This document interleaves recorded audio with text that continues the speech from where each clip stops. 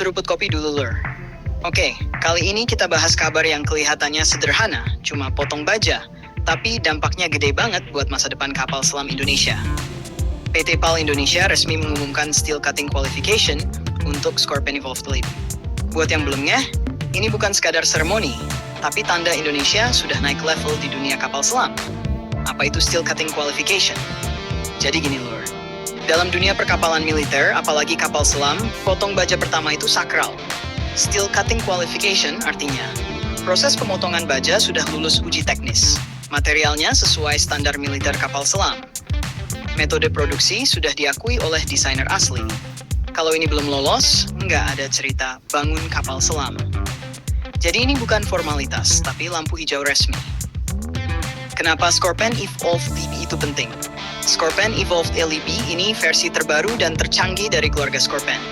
Beberapa poin kuncinya, menggunakan lithium-ion battery EB, endurance lebih lama di bawah laut, lebih senyap, lebih sedikit kebutuhan perawatan dibanding baterai timbal asam. Ini bukan kapal selam konvensional biasa, tapi generasi baru diesel electric submarine. Kalau analoginya, open quote, kapal selam lama itu HP baterai jadul, Scorpion LEAP itu sudah fast charging plus baterai awet. Close quote. Peran PT PAL ini yang bikin merinding. Yang bikin merinding, Lur.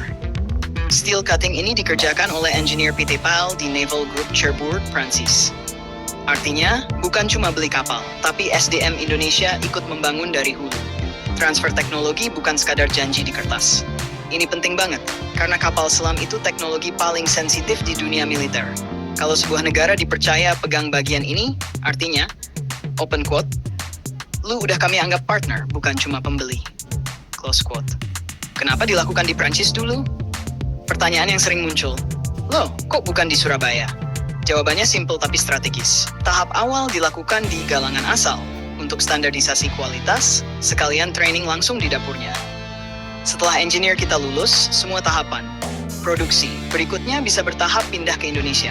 Ini pola klasik tapi efektif. Learn, certify, replicate. Dampak langsung ke TNI AL.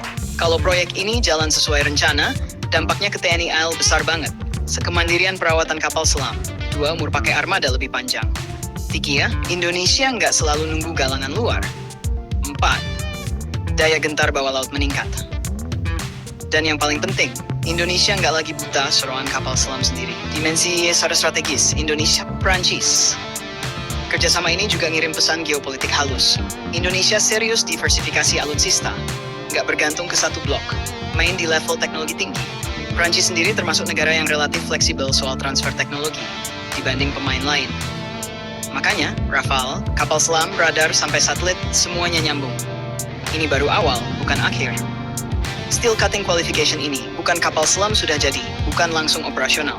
Tapi ini fondasi pintu masuk milestone krusial. Kalau tahap ini gagal, semua berhenti. Kalau berhasil, jalan panjang resmi dimulai. Dan Indonesia lolos tahap paling krusial. Penutup. Jadi Lur, jangan remehkan berita potong baja. Di dunia kapal selam, itu sama kayak denyut jantung pertama. Kalau mau, next konten kita bisa bahas spek lengkap Scorpion Evolved LEAP, perbandingan dengan kapal selam Korea dan Jerman, atau peluang Indonesia bangun kapal selam full lokal ke depan. Kalau menurut kalian gimana? Tulis pendapat kalian di kolom komentar. Dan seperti biasa, jangan lupa subscribe, like, dan komen di bawah sambil ngopi.